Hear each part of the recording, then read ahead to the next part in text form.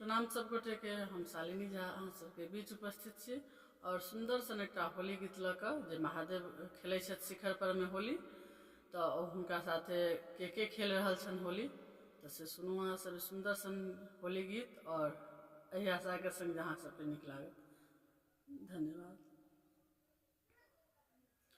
होली खेलत शिखर पर सदा शिव, होली खेलत शिखर पर, होली खेलत शिखर पर सदा शिव, होली खेलत शिखर पर, होली खेलत गौरी शिखर पर, होली खेलत शिखर पर।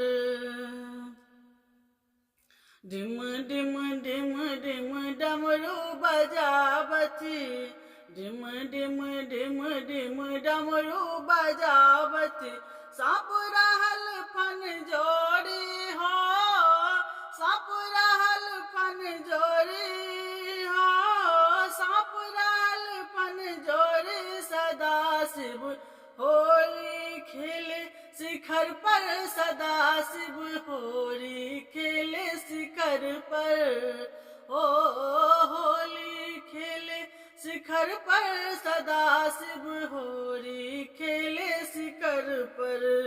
डंप गहराए बाघ सुनी नाचे, डंप गहराए सुनी बाघ सुनी नाचे, बसहा के खुज गेले डोरी हो, बसहा के खुज गेले डोरी हो, बसहा के खुज गेले डोरी शिखर पर, होली खेले शिखर पर, होली खेले शिखर पर सदा शिव, होली खेले शिखर पर।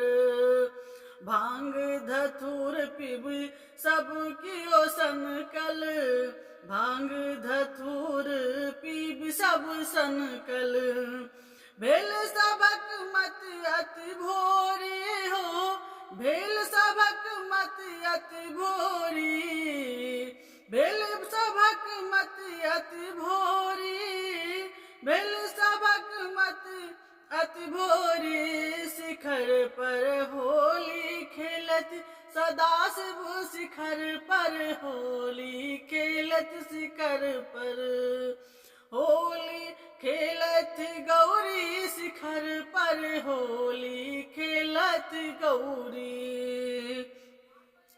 हिली मिली रंग परस पर डारती, हिली मिली रंग परस पर डालत, गावत सब जन मिली होरी हो, गावत सब जन मिली होरी हो, गावत सब जन मिली होरी, शिखर पर होली खेलत सदा शिव, शिखर पर होली खेलत शिखर पर, होली खेलत शिखर पर सदा शिव, होली खेलत शिखर पर, होली खेलत गौरी शिखर पर, होली खेलत गौरी।